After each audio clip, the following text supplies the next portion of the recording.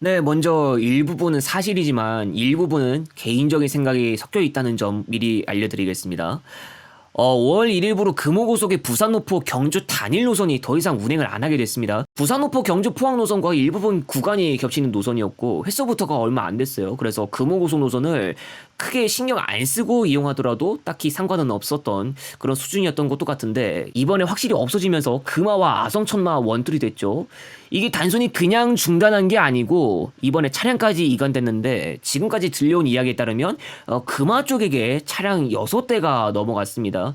중단된 건 고속부서 쪽인데 정작 차량은 고속부서가 아니라 직행부서에 있었던 걸 줬다고 하네요. 네, 희한하게 됐는데 뭐 일단 차량은 줬으니까 그렇다고 치겠습니다. 그런데 부산-노포 경주 노선은 그동안 6대까지 굴릴 분량은 아니었는데 이걸 누가 좀 따지고 봤더니 부산-노포 경주가 2대 분량이었고 금화랑 같이 투입되는 동대구 경주 노선이 금호 4대 분량인 것으로 보인다고 해요. 그렇다면 단순 차량 매각이 아닌 이상 이 동대구 경주 노선의 금호 분량도 같이 매각이 되는 것이 아니냐 하는 것일 수 있다는 겁니다.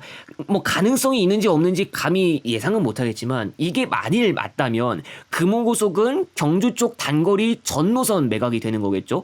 그러면 남는 게 서울 경부 노선이랑 뭐 광주 목포 방향과 같은 그런 장거리가 될 것 같습니다.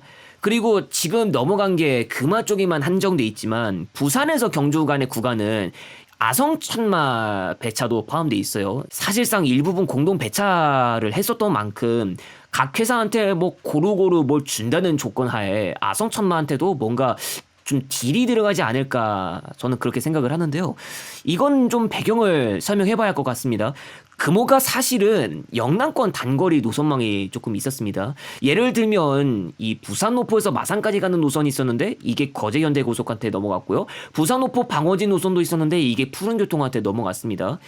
이번에 경주 쪽 단거리 노선을 정리하는 것도 있고 또 장기적으로 아예 영남권 단거리 전 노선을 정리하겠다는 뜻이라도 있다면 동대구 울산 노선까지 매각하지 않을까 하는 생각이 듭니다. 다만 아성천마 고속한테 딜이 간다는 조건부터가 필수라서요. 이건 좀 지켜봐야 알 수 있을 것 같습니다. 하지만 정말 장기적으로 영남권 단거리 노선망이 줄어든 건 사실이고요. 진정 계속 운행하고 싶다는 큰 뜻이 없다라고 한다면 뭐 그렇게 매각이 이상하진 않을 수도 있을 것 같습니다.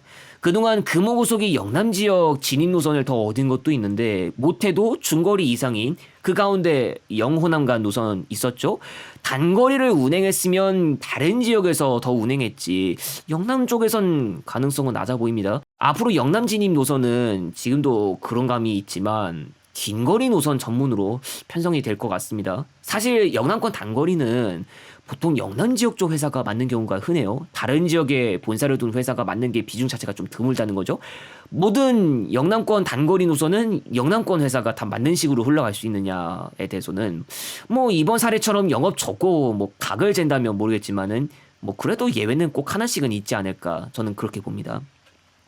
자, 그리고 마지막으로 이번에 신규 프리미엄 노선이 나올 가능성이 있어 보이는데요. 이 내용적으로 힌트를 주는 듯한 공문이나 흐름이 좀 보였습니다.